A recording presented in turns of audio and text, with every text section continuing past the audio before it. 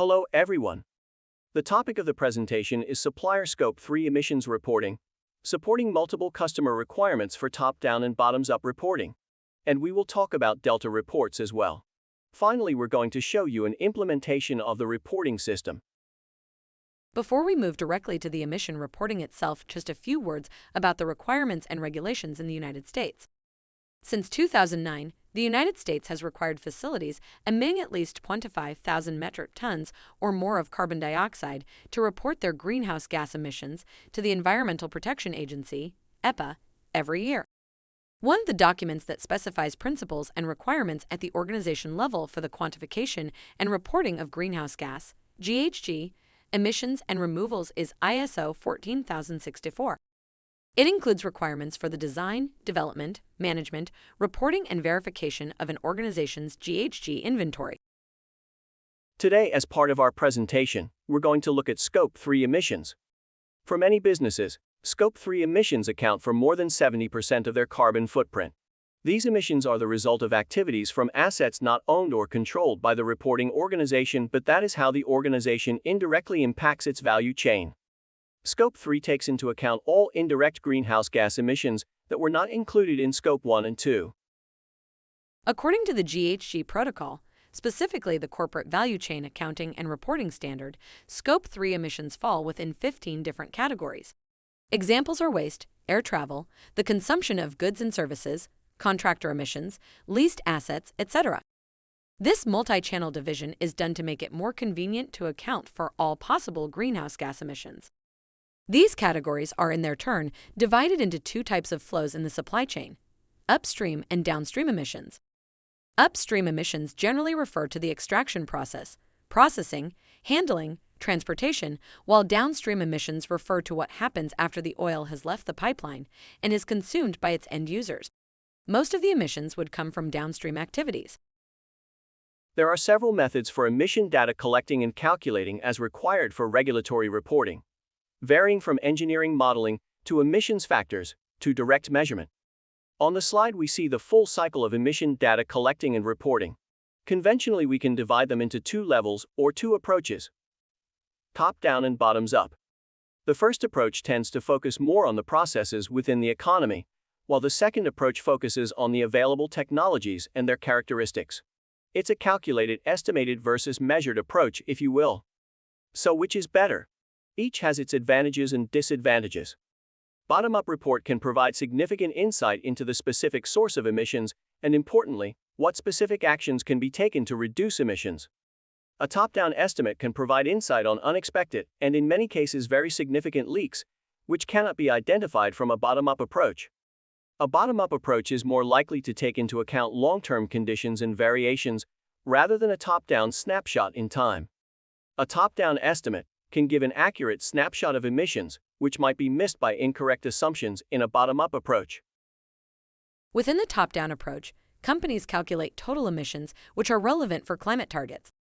To be able to do so, there are some requirements.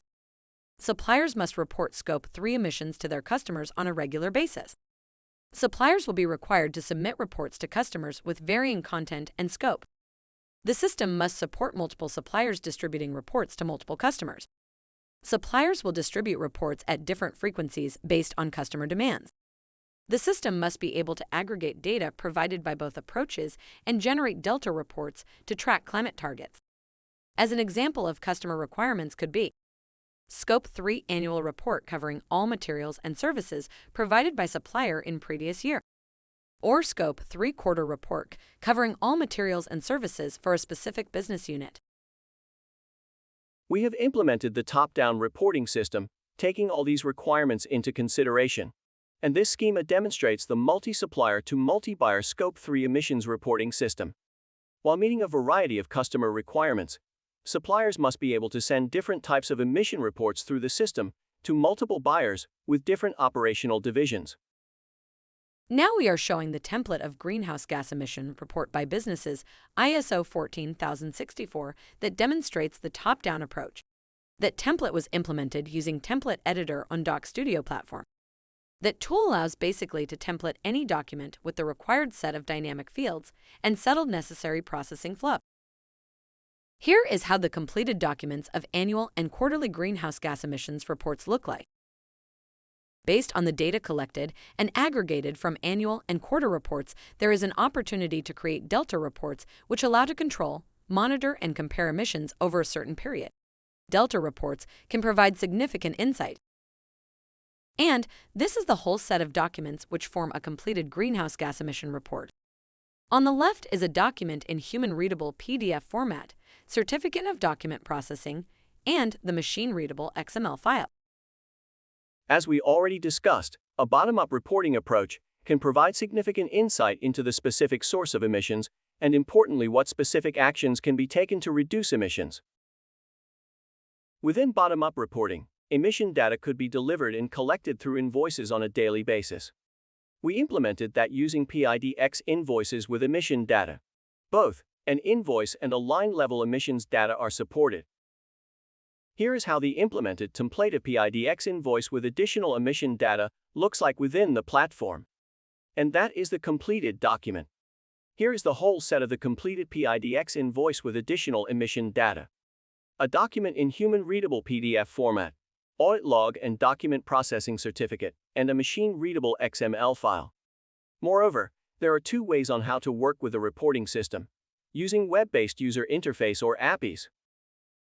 DocStudio has a built-in converting and mapping tool, where every user is able to set up an integration process using such protocols of the data transfer as SFTP, as-to, SOAP, API, etc., and to convert documents to and from convenient format.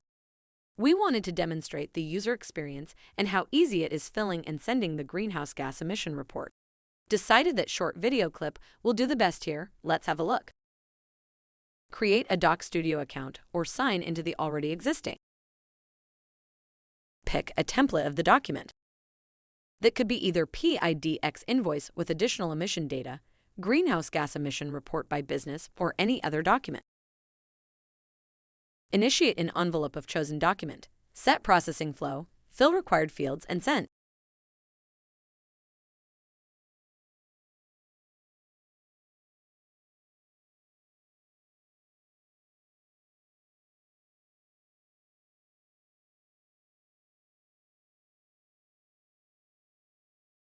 Download archive of completed document.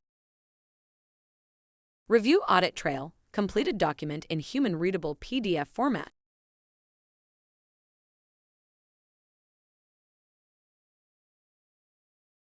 Certificate of document processing. And document in machine-readable XML format.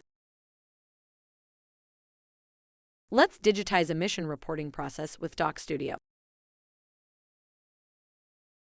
Thank you very much for your time. We're happy to answer your questions and we'd love to continue the conversation. Please feel free to contact us.